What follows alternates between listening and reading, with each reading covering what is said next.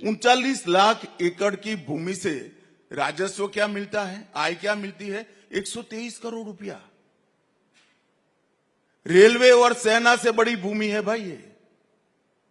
तो ये आय कहां जा रही है? जो बैठ गए हैं वो भ्रष्टाचार करते हैं, क्योंकि ऑडिट की व्यवस्था ठीक नहीं है। हमने कानून के माध्यम से ऑडिट की व्यवस्था ठीक करी है। कानून के माध्यम से मुस्लिम समाज के हर तबके को इसके अंदर प्रतिनिधित्व दिया है। और उनका एक बहुत बड़ा आर्गुमेंट है कि हमारे धार्मिक मामलों में दखल देना। राहुल भाई, इससे बड़ा झूठ कोई हो नहीं सकता। वक्फ जो है वो वाकिफ बनाता है और मुतव्विल इसका मैनेजमेंट करता है। वक्फ बाकी सारे धर्मों के हिसाब से देखे तो ये ट्रस्ट है। ट्रस्ट तो उसी का होता है जो वो बनाता है। वक्फ उसी का होता है जो बनाते। इसमें कोई नॉन मुस्लिम रखने का प्रोविजन हमने नहीं किया है। पर 2 मेंबर वो तो आपने डाले हैं ना? वो वक्फ बोर्ड में डाले हैं और वक्फ काउंसिल में डाले हैं। वो कहते हैं टेंपल ट्रस्ट में। सुनो ना भाई, टेंपल ट्रस्ट है ना जी। टेंपल ट्रस्ट में नहीं रख सकते, वक्फ में भी नहीं रख सकते। पर चैरिटी कमिश्नर हिंदू होगा, ये कंपलसरी है क्या? वो सिख भी हो सकता है, मुसलमान भी हो सकता है, क्रिश्चियन भी हो सकता है। टेंपल ट्रस्ट में नहीं रखना चाहिए, मैं भी मानता हूं। वक्फ में भी नहीं रख रहे हैं। जैसे ट्रस्ट होता है, इसका मैनेजमेंट अगर रिलीजियस ट्रस्ट है तो हिंदुओं के हाथ में होना चाहिए। वक्फ अगर अल्लाह के नाम पर दान दी गई संपत्ति है तो मुस्लिमों के हाथ में होना चाहिए। मगर ट्रस्ट चैरिटी के कानून के हिसाब से बरोबर चल रहा है नहीं चल रहा है, इसकी देखरेख ये तो व्यवस्थात्मक काम है। इसमें धर्म कहां से आता है? फिर भी हमने तो 22 में 2 रखे हैं भाई, 14 में 2 रखे हैं। और एक बात मुझे बताओ, जो मैंने पहले कहा पूरे के गांव कर दिए वक्फ, कोई मंदिर भी कर दिए, तो इस संपत्ति का डिस्प्यूट नॉन हिंदू का भी है या नहीं है? जी हुआ या नहीं हुआ? जी। तो वो पार्टी है या नहीं है? 2 हिंदू इसका पक्ष न्यूट्रलिटी से देखेंगे तो क्या बिगड़ जाएगा? क्या इस देश में हिंदुओं को इतना भी अधिकार नहीं है भाई? ये बिल्कुल खोखली बात है जो कांग्रेस ने फिर से उनके समाप्त होते हुए अस्तित्व को आधार देने के लिए अपीसमेंट की पॉलिसी। और अगर इतना ही था तो प्रियंका जी तो वोट डालने भी नहीं आई, राहुल जी ने भाषण भी नहीं कराया। अगर आपकी पार्टी की प्रमुख पॉलिसी है तो पार्लियामेंट से बड़ा मंच क्या हो सकता है? लोकतंत्र में सबसे बड़ी पंचायत है। राहुल जी वहां बोले ही नहीं। इनकी पार्टी को 50% समय दिया था हमने, 50%, और कहते हमें बोलने नहीं देते। भाई आपकी पार्टी के वक्ता तो आप तय करोगे, आप बोले ही नहीं। अब हम क्या कर सकते हैं?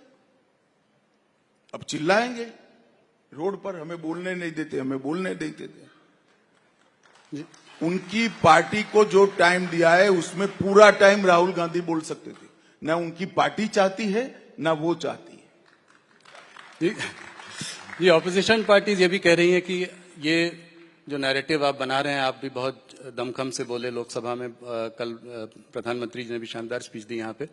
वो कह रहे हैं ये पासमंदा मुसलमानों और महिलाओं को, गरीब मुसलमानों को अपनी तरफ वो करने का एक तरीका है, एक वोट बैंक को उनका वो करना। पर मेरा क्वेश्चन थोड़ा लार्जर है। क्या आपको लगता है कि मुसलमान भारतीय जनता पार्टी के संग कभी आएगा? क्या कोई ये ट्रस्ट बिल्ड हो पाएगा आने वाले समय में, जिससे कि आपको उधर से भी कुछ वोट मिलेंगे? देखो राहुल जी, हर काम वोट के लिए नहीं करते हैं। अगर हर काम वोट के लिए होता तो हमने इतने बड़े बड़े फैसले किए, वो न कर पाते जी। कुछ काम देश के अंदर गलत पॉलिसियों को निकालने के लिए भी करने पड़ते हैं, और वो ही कर सकते हैं जो देश का सोचते हैं।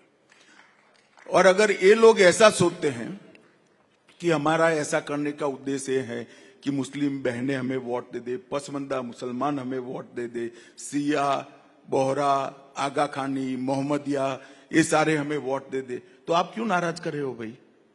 आप भी ले लो, स्वीकार कर लो इसको।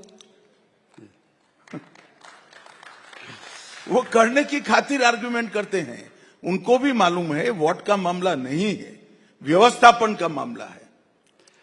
अमित जी, जब सीएए का बिल पारित हुआ था तब उस वक्त थोड़ा हिंसा का माहौल बना था देश में। कुछ आप लोगों को कोई इस बात की चिंता है कि इस बार भी बहुत कुछ हिंसा अच्छा हो सकता? किया आप सीए निकाल दिया।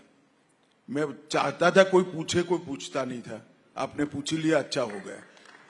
भाई पूरे देश के सामने ढिंढोरा पिटा राहुल गांधी एंड कंपनी ने कि सीएए से मुसलमानों की नागरिकता चली जाएगी। अब सीएए पूर्णतया लागू होने से 2 साल हो गए। मैं राहुल गांधी को सार्वजनिक चुनौती देता हूं, एक भी मुसलमान की अगर नागरिकता गई है तो हमें बताए। पूरे देश को कांग्रेस पार्टी ने गुमराह किया, इनके इंडी अलायंस वालों ने गुमराह किया। मुसलमानों की नागरिकता चली जाएगी, नागरिकता चली जाएगी, नागरिकता चली जाएगी, और देश में हिंसा करे। यही जिम्मेदार है हिंसा के लिए। तो इस बार नहीं लगता आपको कि ऐसा कोई डर? कुछ तो समझे होंगे।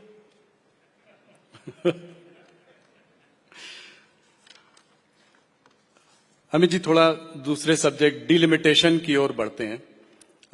ये मुद्दा भी बहुत गर्म रहा है पिछले कुछ महीनों में। तो डिलिमिटेशन से क्या आप आज ये आश्वासन साउथ सदर्न स्टेट्स को दे सकते हैं कि डिलिमिटेशन से उनकी सीटों पे कोई कमी नहीं आएगी प्रोपोर्शनेटली? देखो, मेरे कोरे आश्वासन से शायद साउथ के हमारे भारतीय है वो नहीं समझ पाएंगे। मैं थोड़ा कहना चाहता हूं। जरूर। हिमाचल में कांग्रेस की सरकार है जी। वहां डिलिमिटेशन के लिए कुछ हो रहा है? जरा बोलो ना भाई। जी जी। नहीं हो रहा है। नहीं। कई जगह इंडी अलायंस की सरकार है, वहां डिलिमिटेशन के लिए कुछ हो रहा है? नहीं। सिर्फ तमिलनाडु में क्यों हो रहा है? चुनाव आ रहा है। चुनाव है। अभी डिलिमिटेशन सरकार ने घोषित किया है क्या? जी नहीं। नहीं। एक सेकंड। हाँ, जी जी। डिलिमिटेशन एक्ट हमने बनाया है क्या? नहीं बनाया। जी नहीं। डिलिमिटेशन कमीशन में किसी सुप्रीम कोर्ट के जज को अपॉइंट किया है क्या? नहीं किया है। तो आज है क्या? क्योंकि रैंपड करप्शन कर कर तमिलनाडु की जनता आपके खिलाफ हो गई है। इसको ढकने के लिए ये मुद्दा आज उठा रहे हो। आज बुरहत क्या है डिलिमिटेशन लाने का? मगर आपने कहा है, मैं स्पष्टता कर ही देता हूं। दक्षिण के किसी भी राज्य ने, किसी भी मतदाता ने, किसी भी पॉलिटिकल पार्टी ने चिंता करने की जरूरत नहीं है। भारतीय जनता पार्टी का वादा है कि किसी को अन्याय नहीं होगा। आपकी प्रोरेटा सीटें बनी रहेंगी।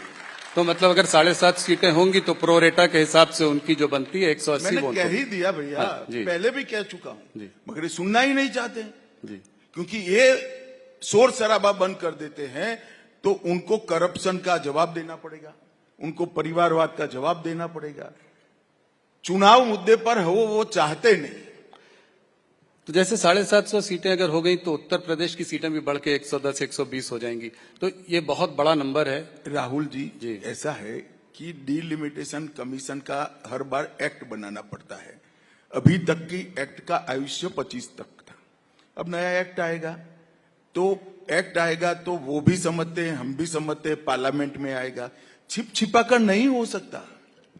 इसके पहले ऑल पार्टी कंसल्टेशन होगा, एक्ट आएगा, शायद समिति को भी जाएगा या डायरेक्ट भी होगा, तो चर्चा होगी ना जी। अभी कुछ आया ही नहीं है और आप हो हल्ला कर रहे हो क्योंकि आपको चुनाव में मुद्दा चाहिए। मैं ये कह रहा था कि अगर उत्तर प्रदेश में इतनी ज्यादा सीटें हों तो जैसे मायावती जी एक समय कहा करती थी कि उस प्रदेश का विभाजन होना चाहिए, 4 टुकड़ों में उसको बांटना चाहिए। देखिए, वो वोट बैंक के लिए कर रहे हो, आप टीआरपी के लिए कर रहे हो। अभी भैया आया ही नहीं है डिलिमिटेशन। काहे को डिलिमिटेशन करते हैं? डिलिमिटेशन अमित जी तभी हो सकता है जब नया सेंसस आए।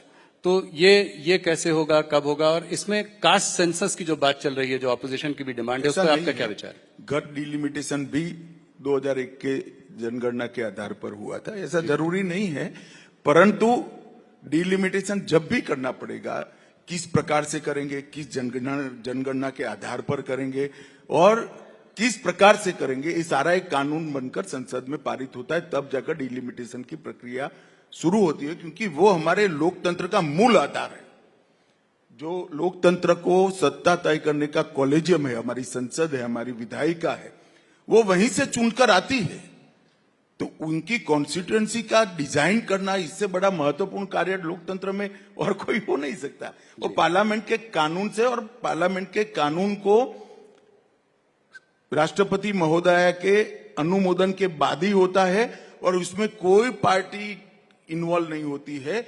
इसमें सुप्रीम कोर्ट के एक जज इसकी अध्यक्षता करते हैं। जी अमित जी, एक और बड़ा मुद्दा आप लोगों का रहा है वन नेशन वन पोल। काफी चर्चा भी हुई है, उसमें आपने काम बहुत किया है। ये कैसे कर पाएंगे आप? इसको पारित करने के लिए आपको 2/3 बहुमत की जरूरत है, तो और कौन सी पार्टियां जुड़ सकती हैं आपसे? इस मुद्दे को कैसे, इस कार्यकाल में इसमें हम कुछ देखेंगे क्या? देखिए भाई, आप तो ऐसा सवाल कर रहे हो, गांधी जी ने देश को आजाद करने की मांग की, तो वो कोई पूछ लेगा उनको, कैसे करोगे भी, अंग्रेजों का राज है। ऐसा है भाई, हम हमारा मुद्दा लेकर जनता के सामने गए हैं, हम जनता के बीच में कार्यक्रम कर कर भी जा रहे हैं। 2-3 साल होते होते माहौल ऐसा होगा कि कोई party one nation one election का विरोध नहीं कर पाएगी, क्योंकि ये देश के भले में है। कोई मुझे बताए कि बार बार चुनाव कर कर, खर्च कर कर हम क्या करना चाहते हैं इस देश में? एक साथ चुनाव क्यों नहीं होना चाहिए? कारण क्या है? ये कहते हैं संविधान सम्मत नहीं, कोई आर्गुमेंट नहीं करता, एक वाक्य लिख कर दे दिया है, बोले रखते हैं संविधान सम्मत नहीं। कैसे संविधान सम्मत नहीं? और नहीं है तो आपने 3 चुनाव कैसे कराए? जी, कांग्रेस पार्टी ने जब तक सरकारें तोड़ने की शुरुआत नहीं करी, उनकी सरकारें आती थी, तब तक तो सभी चुनाव